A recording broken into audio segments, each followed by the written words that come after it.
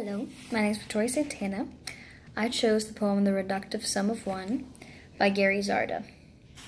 In my view, there are many rather than one. Try as the system might. They can't homogenize, can't standardize by test, terms, or communion category what is essentially, pleasantly, more than one. See the one who's but a blurred tinkerer, the bodily kinesthetic whose very name is the dance of the tongue. Her seat is a prison, neat rows the bars. She must move, act, dance, sign, more, more, more. Let her literally grasp a concept. See the one who's a veritable calculator, the logically math, for whom 2 + 2 is, of course, comfortably 4. His is the world of reason and reasons. He must equate, annihilate, Pythagorate, and promulgate the world's geometry. Let him cut clearly if his mind so dictates. See the world sorter, as this one would see you. She's a visually spatial. For her, the layout of our spaces is a known frontier. Your chaos is her pattern. She must lay it all out. Paint, landscape, finds envy at Venn diagrams. Let her by organizers, bottle Faulkner. See the one who takes things as personal, the ultra-intro guy of the inner mind, whose focus is a self-actualizing implosion, seeking solace within versus without.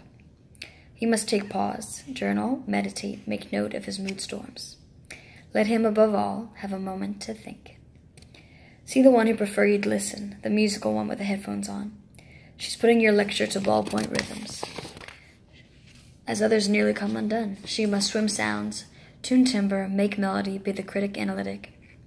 Let her put wisdom to song. See the great communicator, gathering the world to a position of one. He's interpersonal and tuned into you, people watching body language and motivations of the world's differentiated faces. He must reach out, take group temperature, meditate, and steadily persuade. Let him work the crowd for good, or he might do it for evil. See the one who sees both the forest and the trees, the naturalist of flora and fauna. She is of and in the elements, and finds peace in transcendental hum.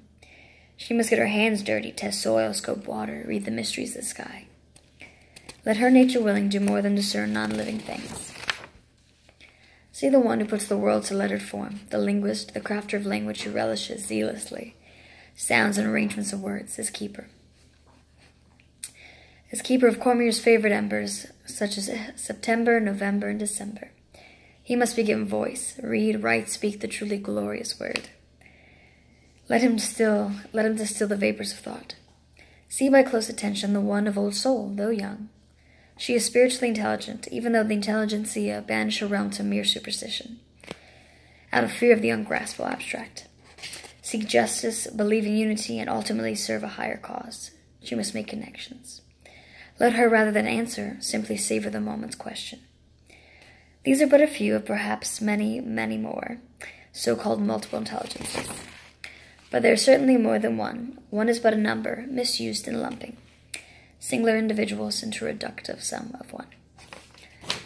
I really do like the way this poem just reads, for one thing. I really enjoyed it. And it was funny that I happened across it because my informational poem is also on the multiple intelligence, the 7 distinct learning styles. I've always just found it interesting that everybody is graded and ranked by the standardized test, by the PSAT, the ACT, be what it may. And if you come low on that or high on that, you can see geniuses and everything. Although I've met some people who have scored low on that I thought were brilliant people, and that did really well in school, but just were not very good test takers. And I never got how that could, just like one thing could sum us all up kind of thing, and how we can learn.